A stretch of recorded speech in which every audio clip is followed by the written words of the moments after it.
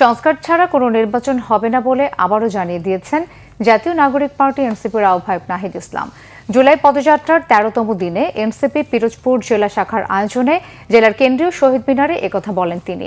নাহিদ ইসলাম বলেন, জুলাই গণঅভ্যুত্থানের মাধ্যমে ফ্যাসিস্ট শেখ হাসিনার সরকারের পতন ঘটেছিল। গুম, খুন, নির্যাতন, দুর্নীতি, লুটপাট, ভোটাধিকার হরণ, সন্ত্রাস এমন কোনো অপকর্ম নেই সে সরকার করেনি। বলেন, তিনবার দেশের মানুষ ভোট দিতে পারেনি। সীমাহীন জুলুম, নির্যাতন, অত্যাচারে অতিষ্ঠ হয়ে মানুষ রাজপথে নেমে এসেছিল।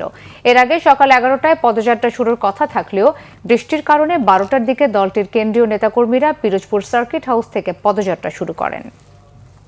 দুর্নীতির ব্যবস্থায় ফিরে যাইতে চাই না, আমরা মাফিয়াতন্ত্রের ব্যবস্থায় আমাদের আন্দোলনের সময় আমাদের ছিল বৈষম্য, সমাজভাবে সমাজ বৈষম্য, ধর্মসম্য, শ্রমিকের সাথে বৈষম্য, এই সকল বৈষম্য, গরিবের সাথে বৈষম্য, এই বৈষম্যগুলো দূর করতে হবে। ফলে এই যে গণঅভ্যুত্থানের পরে আমরা একটা সরকার পাইছি, সকলে মিলে আসলে এই সরকারকে সহযোগিতা করি এবং দেশটাকে নতুন করে গড়ে তুলি। কিন্তু আমাদের সেই আহ্বানে সবাই সাড়া দেয় নাই। কেউ কেউ শুধু ক্ষমতা চাইছে, শুধু দ্রুত নির্বাচন চাইছে, সংস্কার তাদের কাছে গুরুত্বপূর্ণ মনে হয় নাই।